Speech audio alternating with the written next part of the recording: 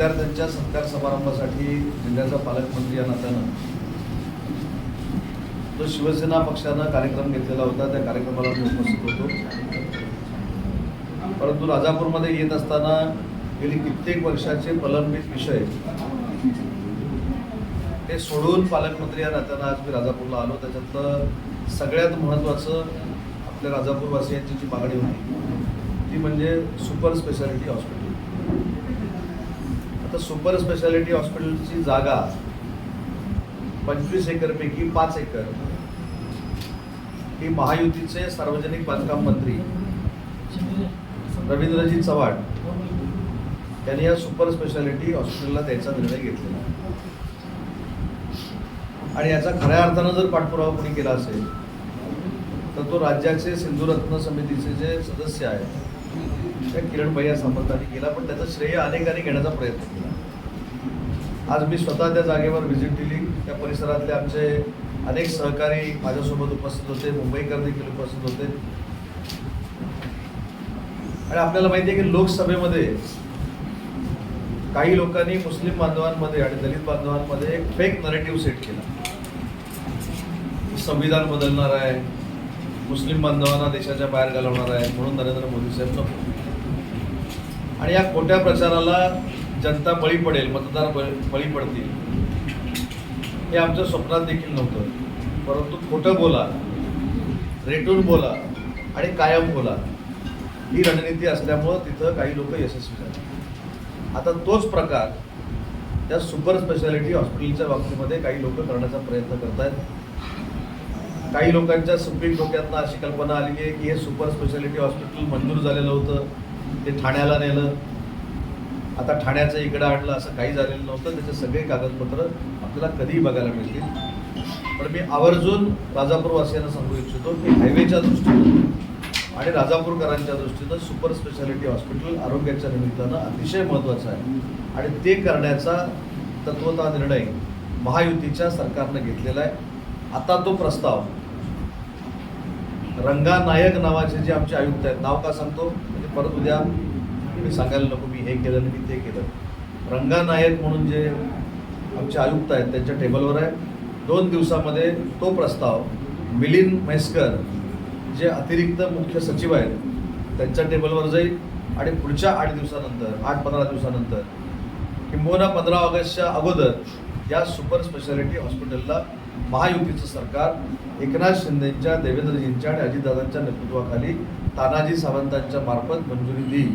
या स्टेजला आता हे सुपर स्पेशालिटी हॉस्पिटल आलेलं आहे. राजापूरच्या अनेक प्रश्नांमध्ये लक्ष घालत असताना आता मी ज्या कार्यक्रमाला गेलो होतो त्या कार्यक्रमाला गेल्यानंतर मला असं वाटलं, तुमचे CEO पण इथं असतील, त्यांच्याशी मी काही बोललेलो नाही, पण राजापूरचा विकास हा ज्या झपाट्यानं व्हायला पाहिजे होता त्या झपाट्यानं होऊ शकला नाही. मी इथे आल्यानंतर तुम्हाला जे जबाबदारीनं सांगितलं की राजापूरची गंगा इथं आहे, दूधपापेश्वर मंदिर इथं आहे, त्याच्यामुळे एक चांगलं विश्रामगृह या ठिकाणी असावं यासाठी 3 कोटी रुपये आम्ही मंजूर केले. त्याचं टेंडर देखील, त्याचं काम देखील सुरू आहे. पण ज्या सभागृहामध्ये मी आता कार्यक्रम केला त्या सभागृहामध्ये ज्या पद्धतीनं गर्दी झालेली होती त्यावेळी माझी खात्री पटली की एखादं कम्युनिटी सेंटर हे राजापूर शहरामध्ये उभं राहणं गरजेचं आहे. आणि आजच राजापूर तालुक्याच्या शहराच्या जनतेसाठी आणि तालुक्यातल्या जनतेसाठी 2 कोटी रुपये या कम्युनिटी सेंटरला राजापूरमध्ये दिली जातील आणि तात्काळ त्याची निविदा काढून ते देखील काम सुरू केलं जाईल.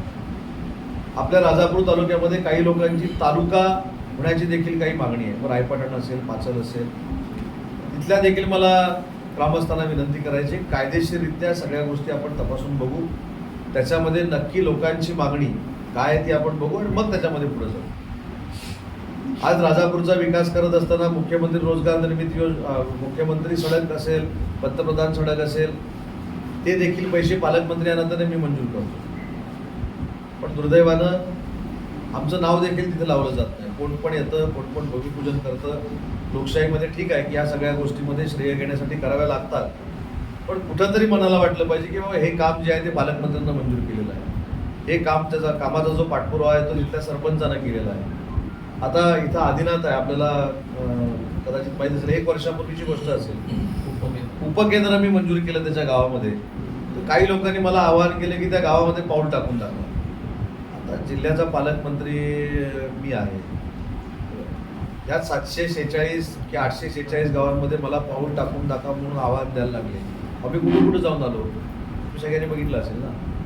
त्यामुळे तिथं जायला मी कधी घाबरलो नाही. आदिनाथच्या गावात जायला काय मला घाबरायची गरज नाही. पण हे सांगण्याचं कारण काय, ही प्रवृत्ती नको. विकासाचं काम आमदार राजन साळवींनी करावं, माजी खासदार विनायक राऊतांनी करावं, कुठच्याही लोकप्रतिनिधींनी तालुक्यामध्ये काम करावं, त्याचं स्वागत करणारी प्रवृत्ती असली पाहिजे. आणि ती माझी 100% आहे. त्याच्यामुळे राजापूरच्या विकासासाठी अतिशय चांगल्या पद्धतीचा आराखडा तयार करूनच विकासाची कामं केली जातील.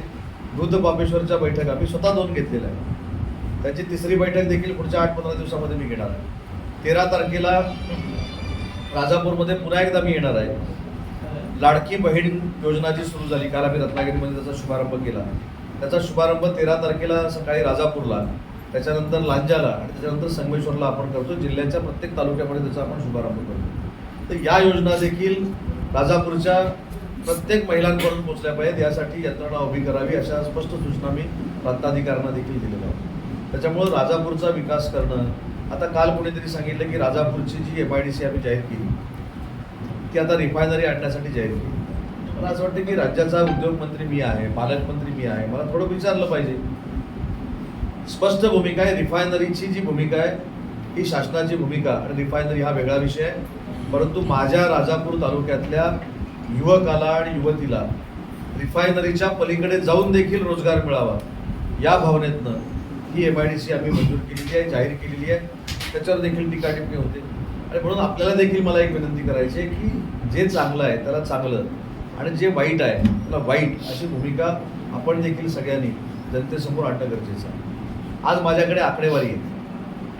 राजापूर तालुक्यामध्ये मागच्या वर्षीच्या बजेटमध्ये जवळजवळ 26,68,00,000 रुपये राजापूरच्या इन्फ्रास्ट्रक्चरसाठी आपण दिले, आणि DPC मधनं 14,78,00,000 रुपये दिले.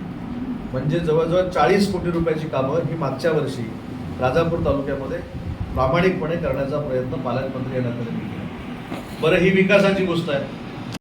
मागच्या वर्षी 3 आणि या वर्षी 3 राजापूर तालुक्यातली लहान मुलं ही नासामध्ये जाऊन आली, अमेरिकेमध्ये जाऊन आली. याचा अर्थ आम्हाला देखील आपल्या जिल्ह्यामध्ये एखादा तरी APJ अब्दुल कलाम तयार करायचा, याची सुरुवात. इस्रोमध्ये 3 मुलं जाऊन आली. काल मी जी योजना जाहीर केली की 70,800 विद्यार्थिनी ज्या आहेत 5वी पासून 12वी पर्यंत, त्यांना अहिल्याबाई होळकर मोफत पास ही योजना आहे. तरी सुद्धा त्यांना 15 रुपये घेऊन, 20 रुपये घेऊन, 25 रुपये घेऊन लाईनमध्ये उभं राहावं लागतं. त्याच्यानंतर त्यांना फॉर्म मिळतो, त्याच्यानंतर त्यांना आयडेंटिटी कार्ड मिळतं. मी एका स्ट्रोकमध्ये महाराष्ट्रातला पहिला उपक्रम राबवला. मी ज्या मंडळाचा अध्यक्ष आहे, श्री रत्नागिरीचा राजा गणेशोत्सव मंडळ, त्यामार्फत 70,800 विद्यार्थिनींचे पैसे आम्ही भरून टाकले. आपल्यामार्फत मला त्यांच्या पालकांना विनंती करायची आहे, ते पैसे भरलेले असल्यामुळं तुम्हाला आता रांग लावायची आवश्यकता नाही, 5-6 फॉर्म घ्यायची आवश्यकता नाही. तुम्हाला थेट आयडेंटिटी कार्ड देण्याची भूमिका ST महामंडळ घेईल, आणि ते पैसे भरू नका. नाही तर परत कोणतरी सांगायचं की 25 रुपये ते भरायचे आहेत. ते सगळे पैसे आमच्या मंडळानं भरलेले आहेत. त्याच्यामुळे जिल्ह्याचा सर्वांगीण विकास व्हावा या दृष्टीनं महायुतीचं सरकार काम करत आहे, आणि ते आपल्या तालुक्यातल्या माझ्या सगळ्या सहकाऱ्यांना कळावं ही देखील माझी प्रामाणिकपणाची भूमिका होती. म्हणून मी ही भूमिका या ठिकाणी मांडलेली आहे.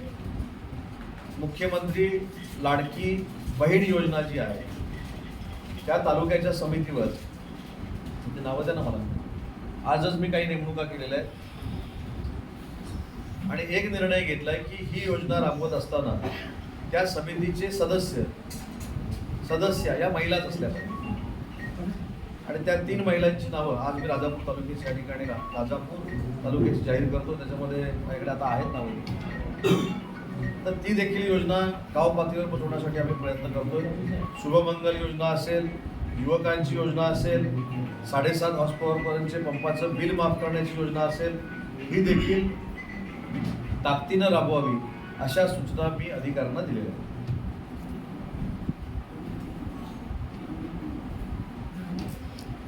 सर, भारतीय क्रिकेट टीमला 11 कोटी दिले, हे किसान म्हणजे शेतकऱ्यांचे पैसे आहेत असं म्हटलं जातं आहे.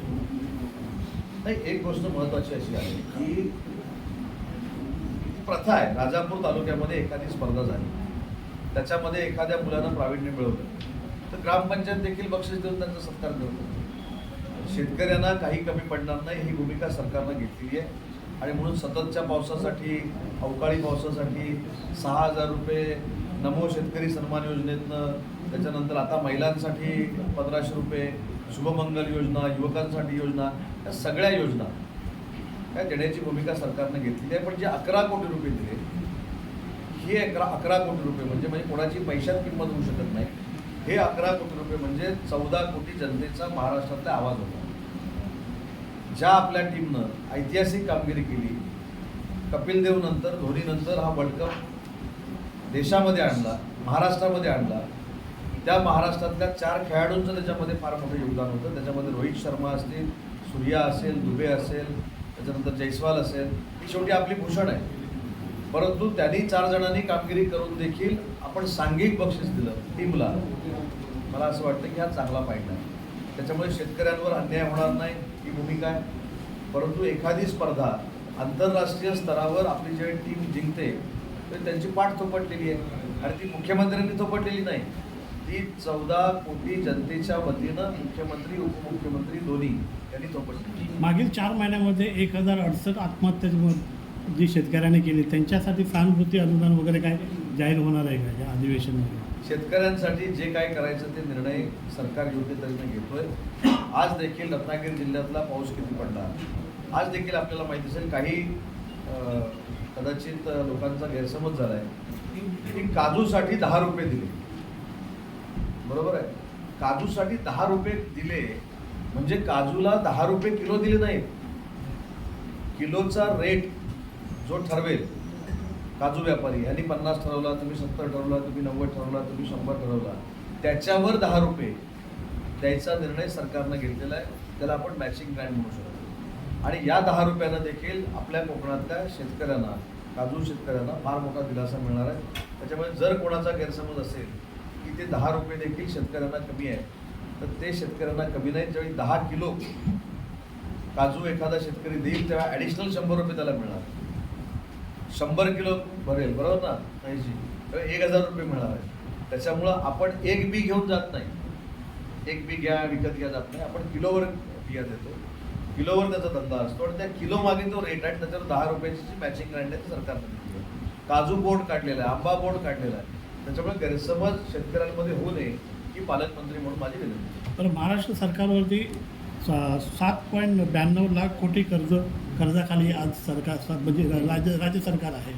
मग अजून पुन्हा जर लाडकी बहीण ही योजना आपण 1 लाख करोडमध्ये आणली, जनतेच्या हितासाठी, महिला भगिनींच्या हितासाठी, शेतकऱ्यांच्या हितासाठी पैशाची तजवीज अजून जरी करावी लागली तरी सरकार करायला तयार आहे. परंतु महाराष्ट्राच्या जनतेचा विकास, महाराष्ट्राच्या जनतेचा उद्धार हाच आमचा प्राधान्यक्रम आहे. आणि आमच्या योजनांमुळं स्वतःची सत्ता गेली हे निर्विवाद सत्य झाल्यामुळं काही लोकांना पोटसूळ उठलेला आहे. परंतु या योजना कुठेही निवडणुका डोळ्यासमोर ठेवून केलेल्या नाही. हा योगायोग आहे, परंतु या योजनांमुळं अनेकांच्या पायाखालची वाढू शकते. सर, आता आपण राजापूरला आहात. राजापूरला मुंबई गोवा हायवेचं काम सुरू असताना, मोठ्या पुलाचं काम असताना त्या कॉन्ट्रॅक्टरने एक भराव मोठ्या प्रमाणावर गोदावरी अर्जुन नदी पत्रामध्ये टाकलेलं आहे. नोटीस देखील दिलेली आहे तहसील ऑफिसकडून, मात्र तो अद्याप अशा पद्धतीचा भराव जर टाकलेला असेल तर जायच्या अगोदर प्रांतांना इन्स्ट्रक्शन दिल्या जातील आणि तात्काळ त्याच्यावर कारवाई करावी या सूचना दिल्या जातील. माझा एक प्रश्न असा आहे की राजापूर शहरात प्रतिवर्षी पूर भरतो. आपल्या मदतीने गेले 2 वर्ष गाळ काढलाय, पण आता त्या पुराची जी रेषा आहे, पूर रेषा, ती फार अशा भागात नेऊन ठेवलेली आहे की अनेकांना प्रतिबंध आहे, म्हणजे चिपळूणसारखं. अगदी बरोबर तर आहे. माझं म्हणणं कसं आहे की त्या संदर्भात त्या पूररेषेचं फेर सर्वेक्षण झालं. म्हणजे हा प्रश्न राजापूरवासियांच्या निमित्तानं आणि चिपळूणवासियांच्या निमित्तानं अतिशय महत्त्वाचा आहे.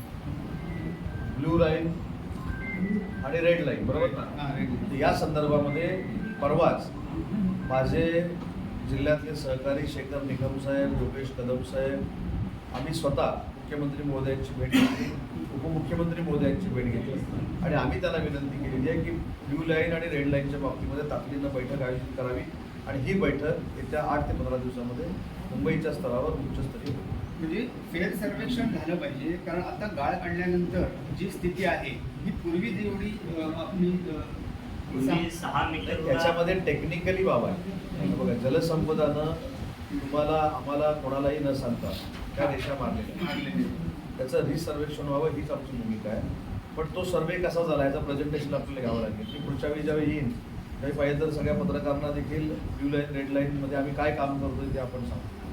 गाळ काढण्याच्या संदर्भात रांजण तालुक्यात, राजापूर तालुक्यात, संगमेश्वर, रत्नागिरी, चिपळूणमध्ये आपण काय उपाययोजना केली सांगतो. पण एक मात्र निश्चित आहे की मागच्या अनेक वर्षांचा जर तुम्ही इतिहास काढला तर या 2.5 वर्षामध्ये प्रत्येक तालुक्याला मिळालेले महेशचे पैसे आहेत 70 लाख तरी पटीनं मिळाले. 70 लाख आपल्याला तुमच्या माध्यमातून मिळाले.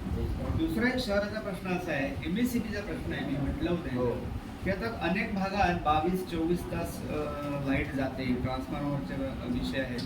त्यांचं असं म्हणणं आहे की त्यांच्याकडे मटेरियल चा अभाव आहे. तर त्या बाबतीत पण जरा राजापूरकडे वरून आता त्यांच्याकडे अधिकारी असतील आणि त्यांना बोलवलं तर बरोबर. नाही, ते अधिकारी मी रत्नागिरीला बोलवले होते. एक रत्नागिरीला तिथं लाईनला पुरांचं पाहायला चार काहीतरी जनावर आहे. पण मी त्यांना फोनवर सांगतो आणि काय असेल आपण ठीक आहे सर